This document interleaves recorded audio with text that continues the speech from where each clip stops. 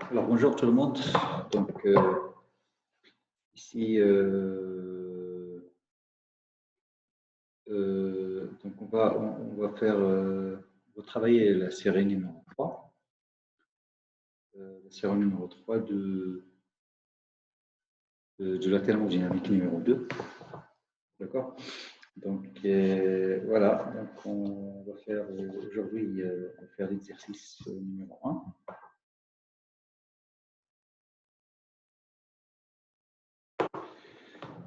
Donc, avant de commencer justement l'exercice numéro 1, donc j'aimerais quand même qu'on fasse des rappels sur le cours. Le cours sur les fonctions potentielles thermodynamiques.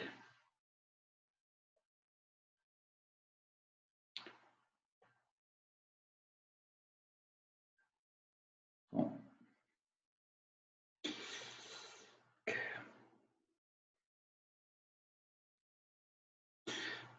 Donc, ici, voilà, donc, voilà, donc on va faire le rappel sur les fonctions potentielles thermodynamiques. Alors, les fonctions potentielles thermodynamiques, donc on démarre toujours par l'énergie interne U. D'accord. On démarre par l'énergie interne U, qu'on considère déjà comme étant un potentiel thermodynamique dans certaines conditions. Voilà. Ça, c'est la première fonction à étudier. Après, cette fonction va nous permettre de trouver d'autres fonctions supplémentaires en passant par ce qu'on appelle les transformations de Legendre. Alors, les transformations de Legendre, donc on prend l'énergie interne et on ajoute ou bien on soustrait le produit d'une grandeur extensive, par exemple, on peut prendre ici le volume, fois quoi? Eh bien, fois ce qu'on appelle la variable intensive conjuguée. La variable intensive conjuguée du volume, c'est la pression. D'accord? Et là, on reconnaît quoi?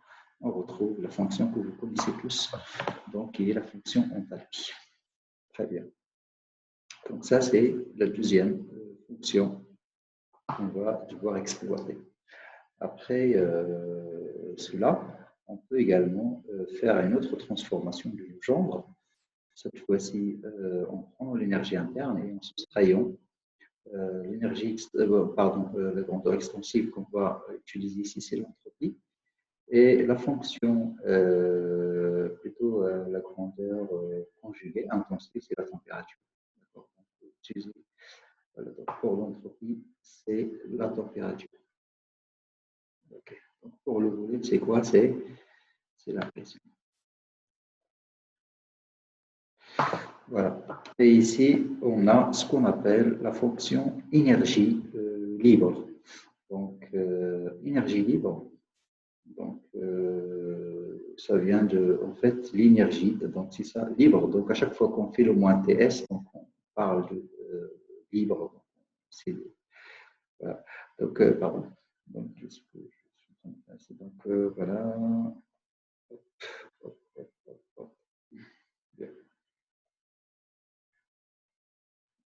Ici, on a dit c'est quoi? C'est F.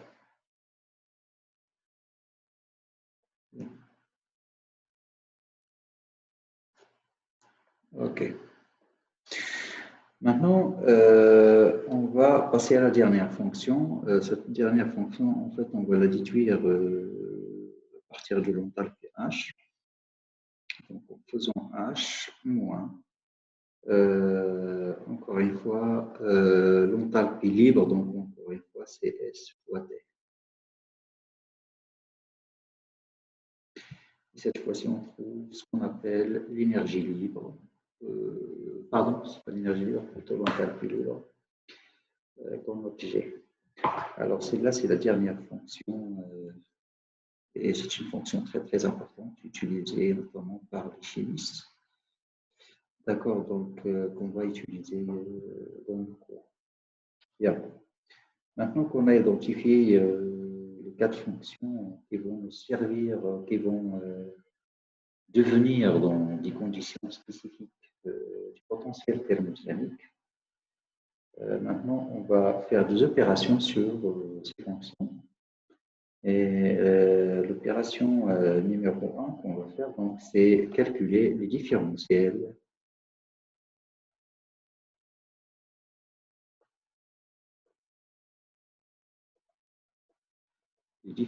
de ces fonctions. Alors, vous allez peut-être poser des questions quand on s'intéresse à une différentielle et après, à quoi ça sert. Eh bien, lorsqu'on détermine le différentiel, ça va nous permettre en fait de retrouver ce qu'on appelle les variables conjuguées.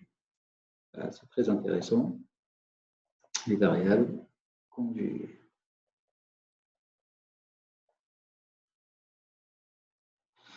Bien, donc,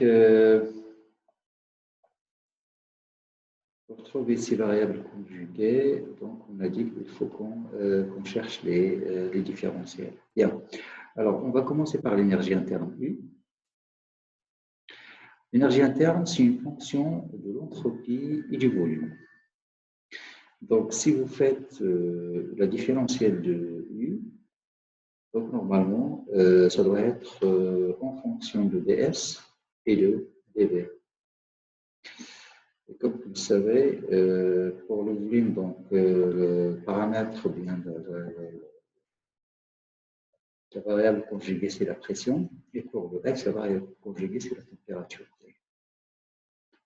OK. Et ici, on a moins. Donc, c'est juste le premier principe. Donc, comme vous pouvez le voir ici, c'est en fait TDS, c'est delta Q.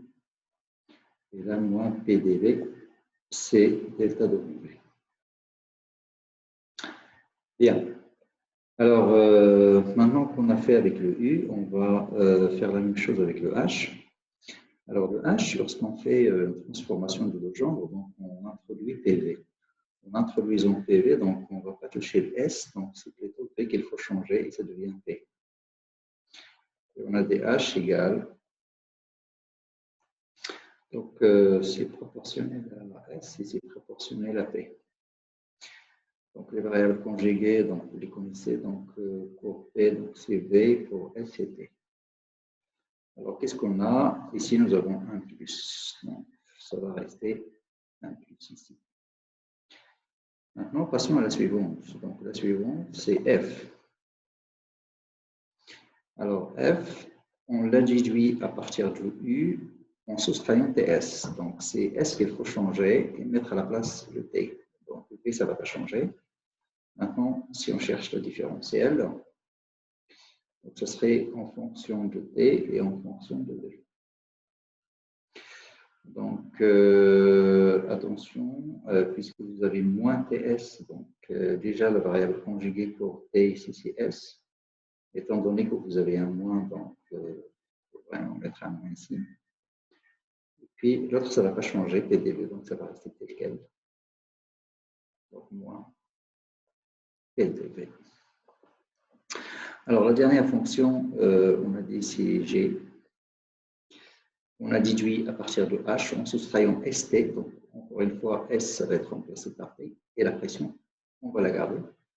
Donc en faisant le différentiel des G, on a, c'est proportionnel à dt et c'est proportionnel à dp. Donc les variables conjuguées, ici c'est V et là c'est S. Et puis, en faisant moins TS, donc on aura moins ici. Ici, ce terme-là, ça ne va pas changer, donc ça c'est avec un plus.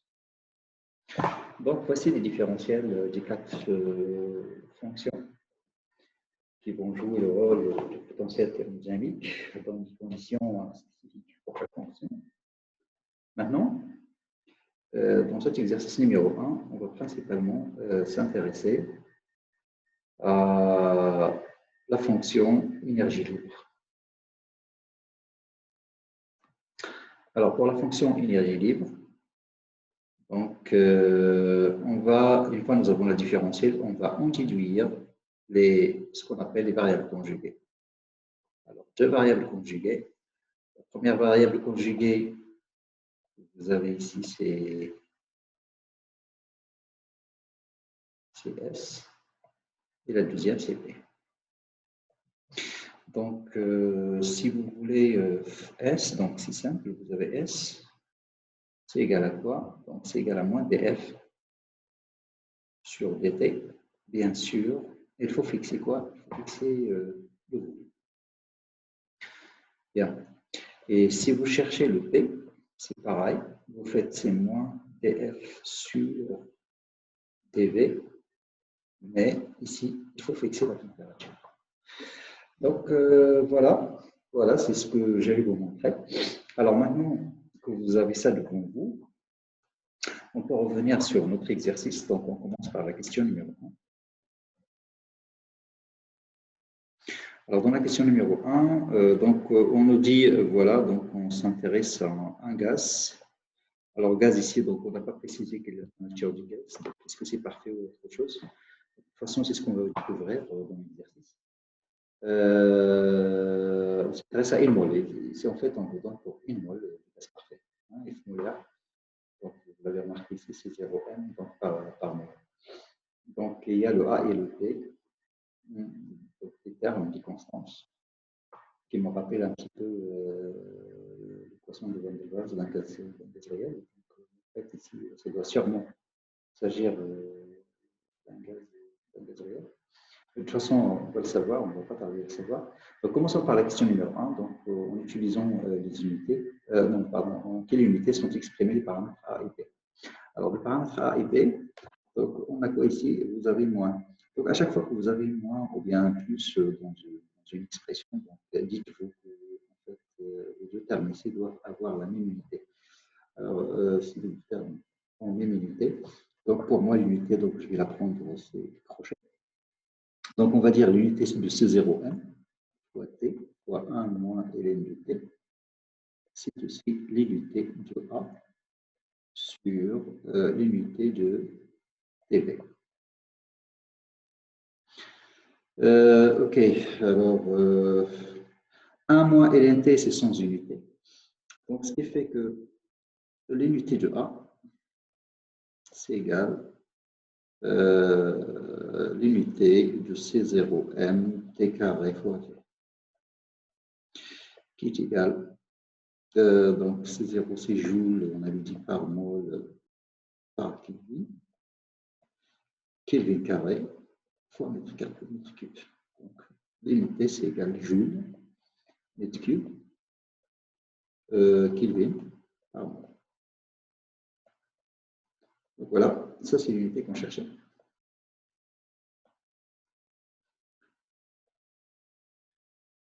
Bien.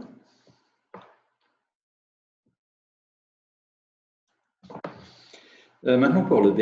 Alors pour le B, vous avez ln de V moins B. Donc ça veut dire que l'unité de V, en fait, ça doit être l'unité de B. D'accord? V moins B, donc ils ont forcément la même unité. Donc on aura l'unité de B, c'est l'unité de V, c'est notre cube.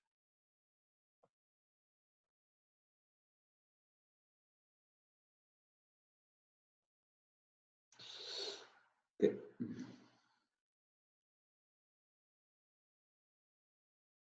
Là. Très bien. Maintenant qu'on a fini avec la première question, donc on passe à la deuxième question. Alors, dans la deuxième question, on nous demande de trouver l'équation d'état du gaz dans ce modèle. Deuxième question.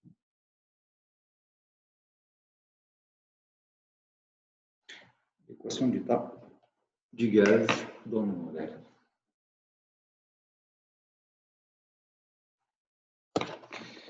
Alors, pour trouver l'équation d'état, donc c'est là qu'on va exploiter ce qu'on avait trouvé à l'instant. Donc, on va justement exploiter cette égalité qu'on a ici. Donc, on cherche P. On a P égale. On va déterminer P. Donc, de toute façon, parce que P, ça intervient dans l'équation d'état. Donc, on a P, c'est égal à moins dF sur dV en fixant la température. Donc, on fait le calcul. On fixe la température, donc le premier terme, ça va. Donc, on aura quoi? On aura moins A sur TV carré. C'est parce que la température, donc c'est une constante. Plus. plus quoi? Plus RT sur V moins B. Donc, ça donne quoi? Ça donne P plus A sur P carré, facteur de V moins B, est égal à RT. Alors, je pense que là, il doit y avoir une erreur dans l'énoncé. Parce qu'en fait, pardon. Parce que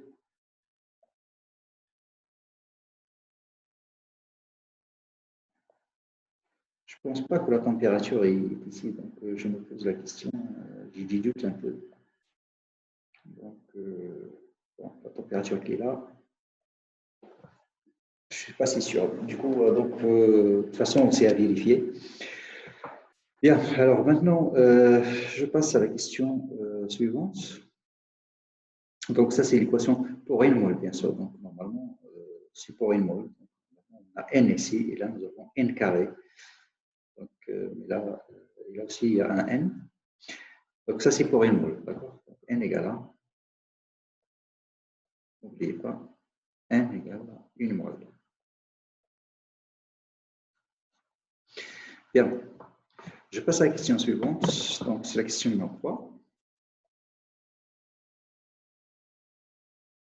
Donc, dans la question numéro 3, on nous demande de trouver successivement les fonctions spécifiques suivantes. Premièrement, on va chercher l'entropie. Alors, S, VT. Alors, S, c'est quoi? Donc, c'est là qu'on va utiliser, qu'on va utiliser cette deuxième expression qu'on a ici. Voilà. Vous avez S également df sur dt à volume constant. Alors, on y va. Donc, c'est moins df sur dt à volume constant. Donc, tout ce qu'on a à faire, c'est dériver en fait la température par rapport à la température en fixant le volume. Alors, en dérivant, on aura C0m 1 moins ln de t moins C0m.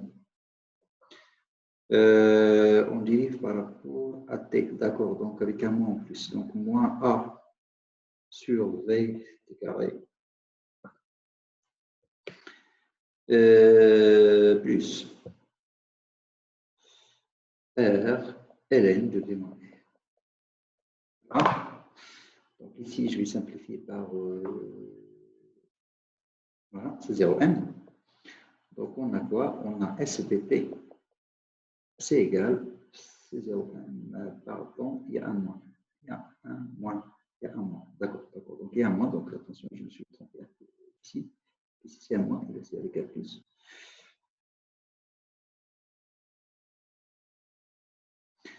Là c'est OK. Là c'est OK. Là c'est OK. C'est bon. Donc SB.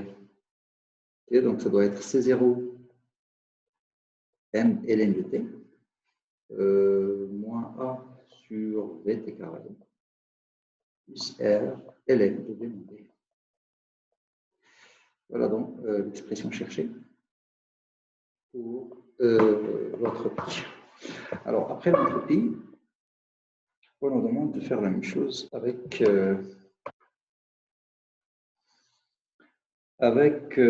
l'énergie interne. Donc l'énergie interne, U, c'est égal, rappelez-vous, donc on a quoi? Donc c'est facile à trouver, donc vous avez F en fait, c'est égal à U moins TS. Ça implique que U c'est égal à F plus TS. Donc U égale à F, alors F c'est 0M T 1 moins ln de T moins A sur TV moins RT ln de V moins B moins plus T fois S. Or S, on a trouvé quoi? On a trouvé C0M ln de T. Bon, alors là, je vais revenir en arrière pour voir quelle est mon expression. Moins A sur VT carré. Moins A sur VT carré. Moins A sur VT carré. Plus R ln de V moins B. Ok, donc simplifié par ce terme et simplifié également par ce terme ici. Qu'est-ce qui reste? Donc, il reste U qui est une fonction de T et de V. C'est égal C0M T moins 2A sur T fois V. Voilà l'expression pour l'énergie interne. Maintenant, on fait la même chose avec le H. Donc, vous avez H, c'est égal U plus PV. Alors, U, c'est 0M T plus moins 2A sur TV.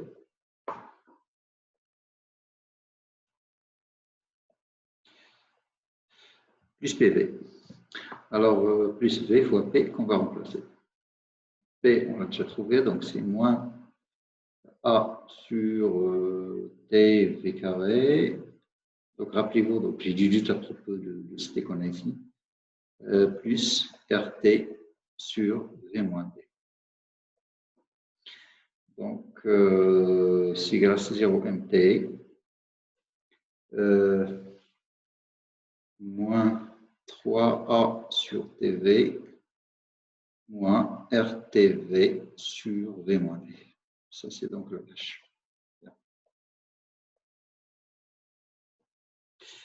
OK. Donc, pour le H, après, on nous demande quoi? On nous demande pour le G. Alors, G, donc, même chose. On a G, c'est égal à H moins TS. Donc, c'est égal à H, donc c'est 0 MT moins 3A sur TV moins RTV sur V moins D moins T fois S qu'on va remplacer. S, rappelez-vous, si c'est 0 M ln de T moins A sur VT carré plus R ln de V moins D. Bien. Alors, il y a peut-être une simplification à faire. Donc, sinon, on aura C0 MT 1 moins ln de T. Alors, moins 3A sur V plus 1, donc ça fait moins 2A sur TV. Et puis, on a moins RTV sur V moins D.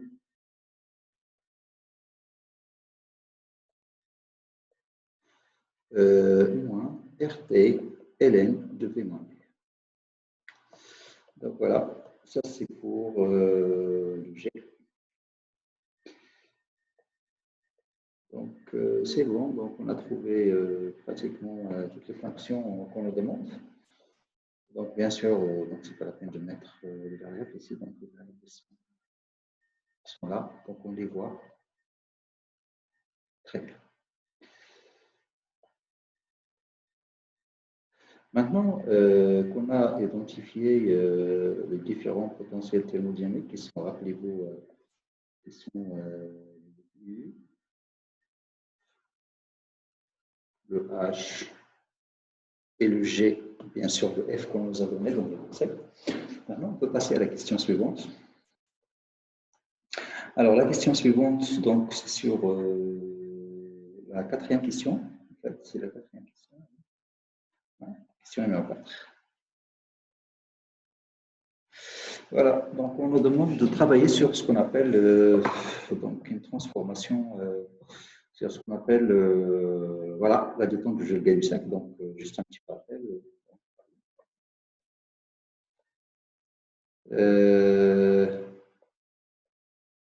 Voilà, un rappel pour la détente du jeu de Gay-Lussac.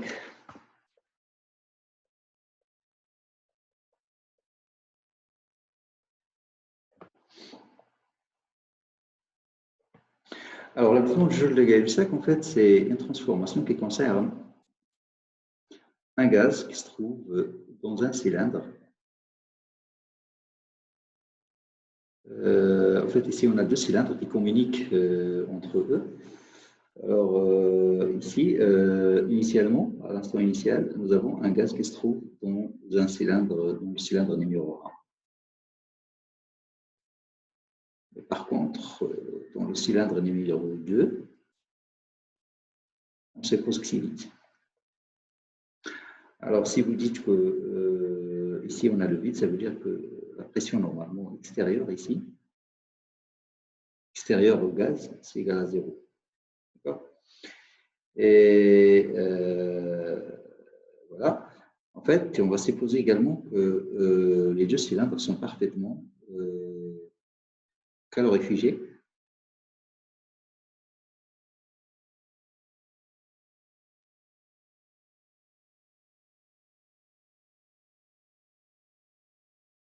Voilà, ça veut dire que nous avons une transformation qui est adiabatique.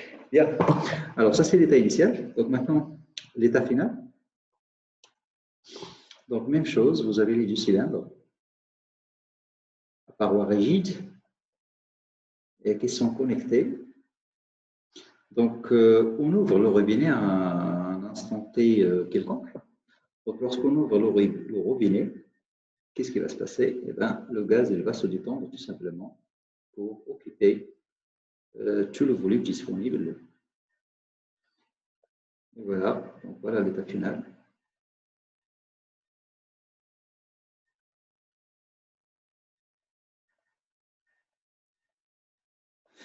Et la question qu'on se pose en fait ici, c'est que c'est une question classique. Donc, on va mettre un thermomètre initialement ici qui va indiquer une température T1. On se demande si la température, ça va rester la même ou bien ça va être différente. Donc, on va essayer de comparer les deux températures. Quelle est la plus grande, quelle est la plus petite et dans quelles conditions elles sont égales. Alors, si j'applique le premier principe de la thermodynamique, donc au système fermé, on aura tout simplement delta I égale à 0. Pourquoi? Parce que vous avez Q égale à 0, mais en même temps, vous avez la pression extérieure égale à 0, parce que la transformation elle est irréversible. Donc, le travail, c'est également P extérieur fois delta V.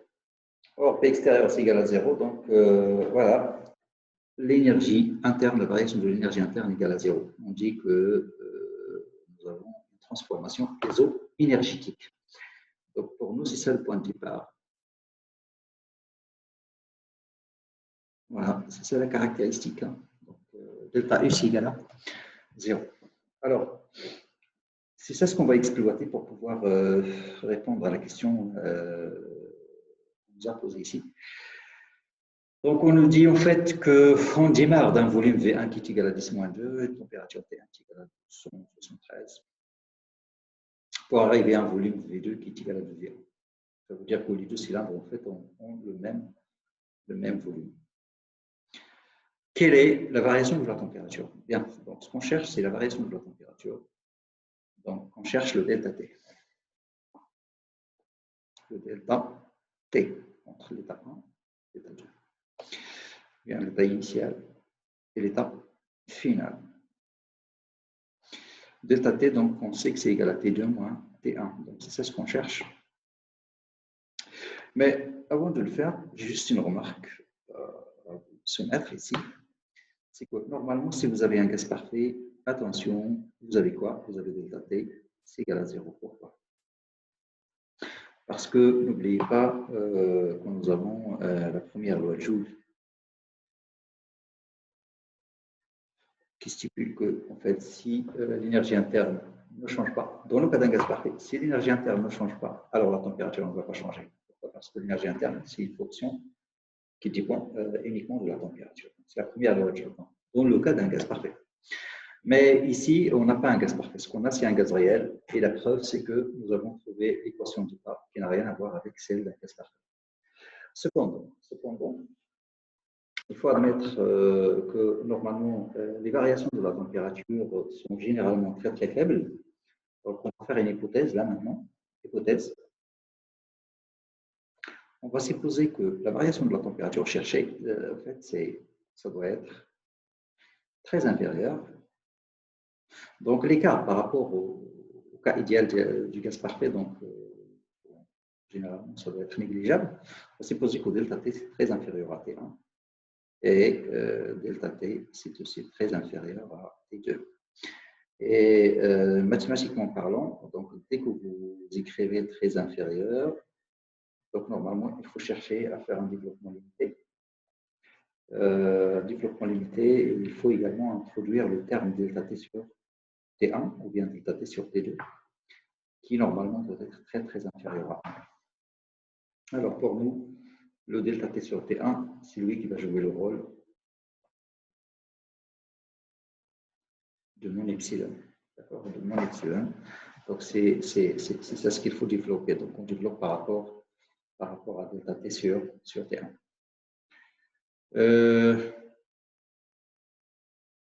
Voilà, donc c'est bon. Maintenant, on cherche le delta T.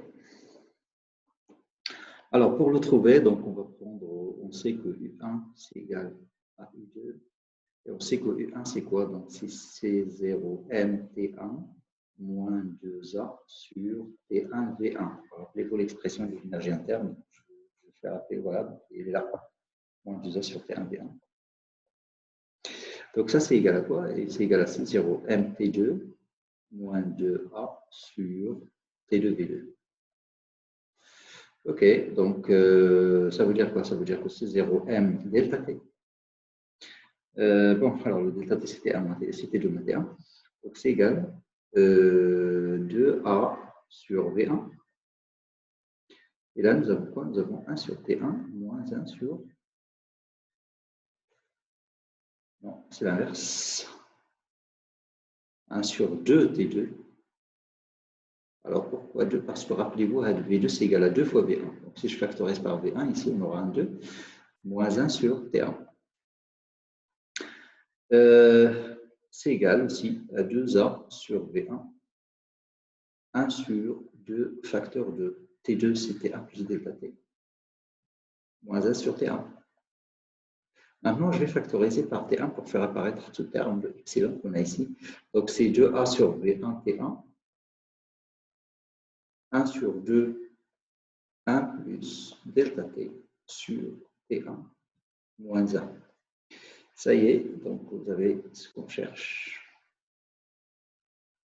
Donc, c'est là qu'on va développer. On va faire un développement limité maintenant, c'est le moment de le faire en fait. Donc ça donne quoi? Ça donne C0M delta T, c'est égal 2A sur V1 T1. Et puis, voilà, 1 demi. Développement ici, c'est 1 moins delta T sur T1. Donc, vous savez développer ce genre d'expression, donc moins 1. Et puis, c'est égal, ça veut dire que C0M delta T, c'est égal. Je peux factoriser par 2 ici, donc ça serait moins A sur T1 T1 facteur de delta T sur T1 plus 1.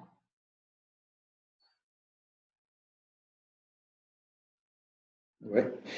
Donc, 1 demi moins 1. Ok, c'est bon.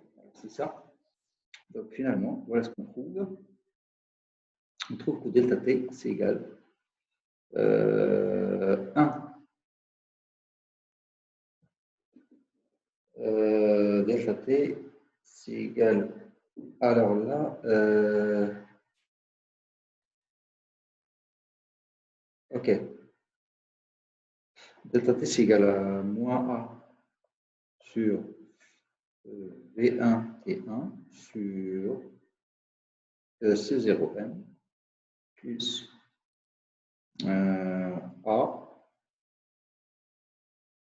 sur quoi? Sur V1 T1 carré. V1 T1 carré. Très bien, c'est ça. Alors maintenant, comment je vais faire? Je vais en fait factoriser par ce terme ici, juste pour vous montrer que les choses du point de vue dimensionnel, c'est OK. Donc, je rappelle, donc on a delta T égale à quoi? C'est égal à moins A sur V1 T1 sur C0M plus A sur V1 T1 carré. Bon. Je montre A V1 T1 carré. Je pense que c'est ça. Alors maintenant, je factorise par ce terme.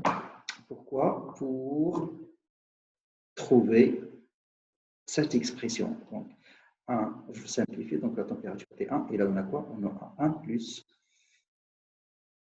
C0M V1 T1 carré sur quoi? Sur A. Alors, ça, c'est une expression que je vais garder.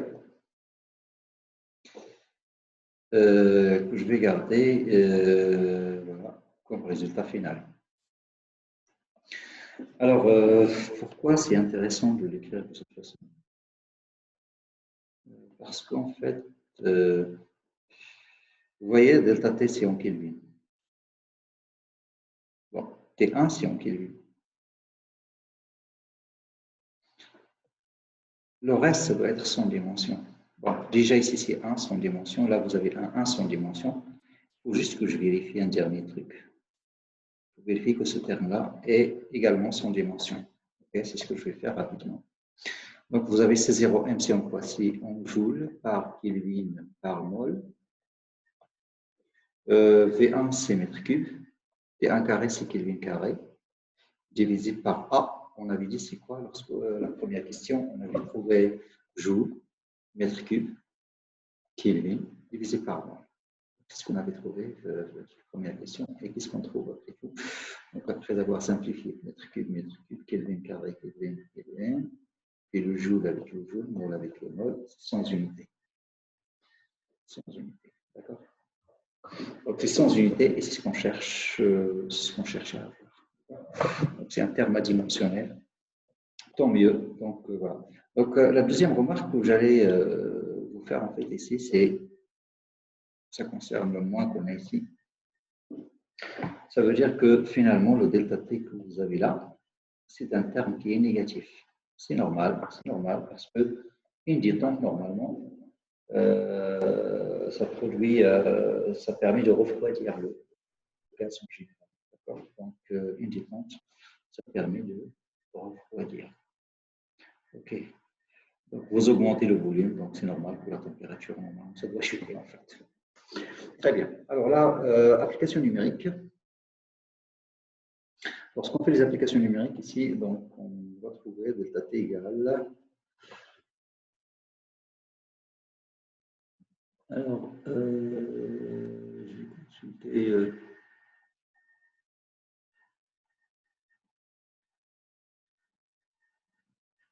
Moins 1,29. D'accord, moins 1,29.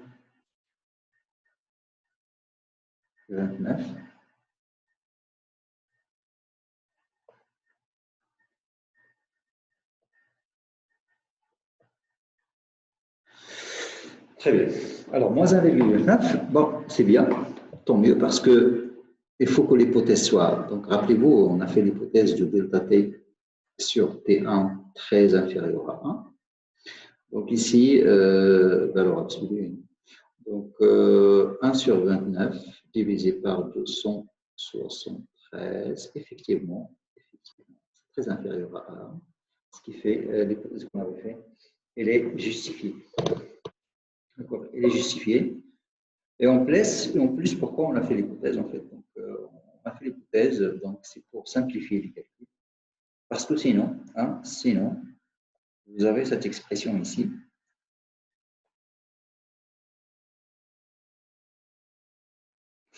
Cette expression ici. Si on veut la résoudre sans faire des approximations, alors dans ce cas, vous aurez une équation d'ordre 2. D'ordre 2 en T2. Pourquoi? Parce que vous avez T2 ici et vous avez encore T2 ici. Donc ça va vous donner une équation d'ordre 2. Donc, tout ça, on l'a fait pour ne pas résoudre une équation d'ordre 2. Et ce n'est pas nécessaire de le faire puisque, comme je vous ai dit, l'approximation, elle est très bien valide. Alors maintenant, je passe à la question suivante. Donc, quelle est la variation de la température? C'est ce qu'on avait fait. Que peut-on dire a priori de la variation de l'entropie? Alors, la variation de l'entropie, qu'est-ce qu'on peut dire de la variation de l'entropie? Donc, c'est là qu'on va utiliser le second principe. Vous avez delta S, c'est égal à quoi? C'est égal à S échangé plus S créé. Très bien. Et puis, vous avez S échangé, c'est égal à Q sur la température de la source. Mais, comme vous le savez, vous avez une transformation adiabatique, donc égal à 0, ce qui signifie tout simplement que delta S, allant de l'état initial jusqu'à l'état final, c'est égal à quoi? C'est S créé. Mais, n'oubliez pas que S créé, en fait, C'est un terme, d'après le second principe de la thermodynamique, qui est tout le temps positif. Positif, ça peut être bien sûr 0 ou strictement supérieur à 0. Alors, dans notre cas, c'est strictement supérieur parce que la transformation, elle est irréversible. Bien sûr, la détente ici, elle est irréversible. Bien, donc, conclusion, le delta S allant de l'état initial jusqu'à l'état final, ça doit être strictement supérieur à 0, chose qu'il faut vérifier. Alors, pour vérifier, on va faire le calcul de delta S depuis l'état initial jusqu'à l'état final. Donc, c'est égal à S final moins S initial. Bien, S1 moins S2, donc ici c'est S2 moins S1. Alors, S2, c'est Cm ln de T moins A sur T fois V carré. Donc, plutôt VT carré, je crois. De toute façon, je vais vérifier ça. Plus R ln de V moins D. Entre quoi? Entre 1 et 2. Donc, c'est égal. Alors, avant, je dois vérifier pour le S.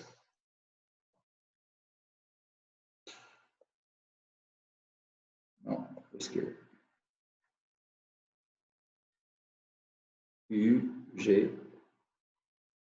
Où est-ce que j'ai trouvé? Est-ce que je calcule le S? Ah, voilà, je l'ai calculé ici. Donc, moins 1 sur VT carré. Okay. Donc, c'est bon.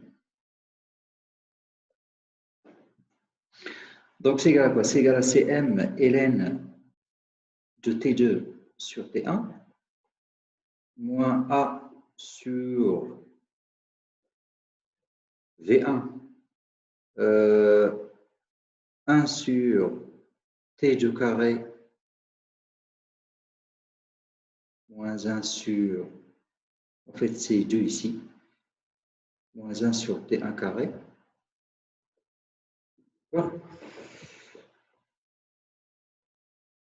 Et puis plus R ln de V moins, de V2 moins B sur V1 moins B. Bien. Donc, ce qu'on a fait l'état final moins ce qu'on a fait l'état initial. Mais rappelez-vous, delta T, c'est très, très négligeable et ça tend vers 0. Alors, si delta T tend vers 0, donc on peut encore faire une approximation qui consiste à négliger la variation de la température et ce qui revient aussi à remplacer T2 par à peu près c'est égal à T1. Alors, en faisant ça, donc, on trouve delta S, l'état initial jusqu'à l'état final, c'est égal à peu près à moins A. Alors, moins A sur VT carré, voilà, c'est juste. Donc, ce serait A sur, voilà, c'est ça. Donc, on remplace T2 par T1. Ce serait 1 sur V1 T1 carré sur 2. Plus R ln de V2 moins B sur V1 moins B. Voilà, donc en gros, ça c'est l'expression cherchée pour le delta S.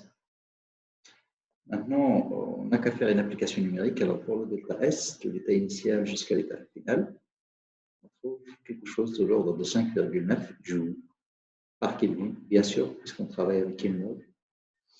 Donc voilà ce qu'on trouve donc, pour l'application numérique.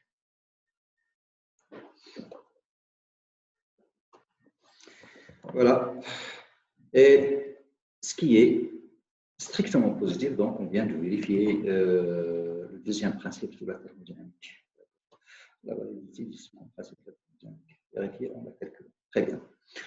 Alors maintenant qu'on a fini avec l'exercice 1, donc si vous le permettez, on va passer directement à l'exercice numéro 2.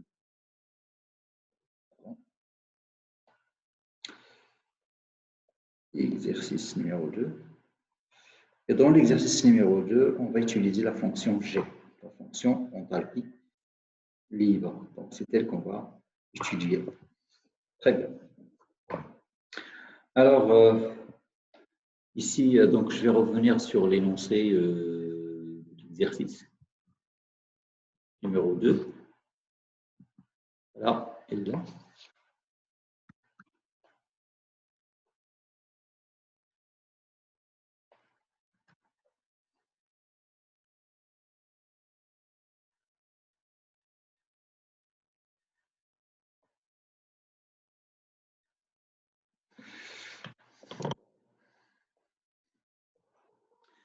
Donc, rappelez pour une masse unité d'un corps permis, on faisait l'expression de dg. Donc, ici, vous avez dg. Ça, c'est l'enthalpie au fait massique, parce que là, on nous dit de travailler avec une masse unité. Donc, dg, rappelez-vous, c'est moins SDT plus V fois dP. Donc, voilà, c'est quelque chose qu'on a. C'est une expression qu'on a déjà dans le cours. Donc ici, avec l'entropie massique, volume massique, bien sûr, parce que c'est par rapport à 1 kg. Justifier qu'au corps un gaz parfait de masse molaire M, l'enthalpie libre, donc c'est écrit sous la forme suivante. Donc on va démontrer en fait que voilà, l'expression à démontrer dans le cas d'un gaz parfait. Bien. Alors, on cherche G, donc ça revient à intégrer. Attention, lorsque vous travaillez avec les fonctions à deux variables, pour faire l'intégration, ce qu'il faut pour intégrer, il faut d'abord fixer l'un des variables. D'accord? Il faut fixer l'un des variables. Alors ici, on va fixer la température. On suppose que la température est égale à une constante. Alors si la température est égale à une constante, donc vous avez dG, c'est égal à dP. Puisque vous êtes dans le cas d'un gaz parfait, vous avez CV qui est égal à R sur M, T sur P. N'oubliez pas que ça, c'est un volume massique. Donc, ça veut dire que dG, c'est égal à R sur M fois T sur P. Pardon, fois dP. Maintenant, j'intègre. Alors, lorsque je vais intégrer, ben là, je fais comme ça. Pourquoi? Parce que tous ces termes qu'on a ici, pardon, voilà, les termes qu'on a ici, ils sont tous constants. Ah, pardon, bien sûr, à part le, bien sûr, à part le P. Donc, la pression, ce n'est pas une constante, donc il faut la mettre à l'intérieur. Mais le reste, c'est constant. Rappelez-vous, la température, vous l'avez prise comme étant une constante. D'accord? Donc, c'est comme ça. Alors, en intégrant, donc, G, ça va donner l'intégrale de G, de dG, c'est G, c'est ce qu'on cherchait. Et c'est égal à RT sur M, ln de B. Plus une constante, attention, ici, c'est une constante. Non, en fait, ce n'est pas une constante parce qu'on n'oublie pas que la température, c'est une constante aussi. Donc, ici, ce qu'il faut mettre, c'est une fonction de la température. Maintenant, on va essayer de se débarrasser de cette fonction qu'on a ici. Et pour le faire, on va travailler, considérer la fonction G ici, qui est une fonction de la température et de la pression. On va considérer la même fonction dans les conditions standards. Alors, lorsqu'on dit les conditions standards, c'est là qu'on fixe la pression P à P0, qui est égale à 1 bar. D'accord? Si on fixe la pression P0, G, ça devient une fonction uniquement de la température. On va noter G0 de T. N'oubliez pas, vous avez fixé la pression. Ça devient une fonction à une seule variable. Et c'est égal à quoi? Et c'est égal à RT sur L, ln de P0, pour remplacer P par P0, plus F de T. Maintenant, si je prends, ça c'est étoile, ici étoile, étoile. Si on fait la soustraction, qu'est-ce qu'on trouve? Eh bien, on trouve que GTP moins G0T, c'est égal à quoi? Donc, c'est là qu'on va simplifier par la fonction f qui ne nous intéresse pas, donc qui est égal à RT sur M, fois ln de P sur P0. Donc, le résultat final, vous le voyez, c'est G de TP. Pour le cas d'un gaz parfait. Donc, c'est G0T plus RT, R sur M, et c'est ça, ln de P sur 0. Voilà, donc c'est ce qu'on cherchait à démontrer ici. Bien. Maintenant qu'on a démontré ça, on passe à la question numéro 2. Alors, dans la question numéro 2, on nous dit que, voilà, justifié pour un liquide, l'enthalpie massique ne dépend quasiment pas de la pression. Ok, c'est simple parce que vous avez des, rappelez-vous, DG c'est quoi? DG dans le cas d'un liquide. Donc, on avait dit, c'est moins S dt plus V du liquide fois dt. Alors maintenant ça se passe au niveau du volume du liquide. Ça, c'est le volume massique, n'oubliez pas, le volume massique. Alors, le volume massique du liquide, c'est quoi? C'est le volume du liquide divisé par la masse du liquide. Si vous avez, et vous avez le volume, donc ça c'est entre parenthèses. Donc, voilà.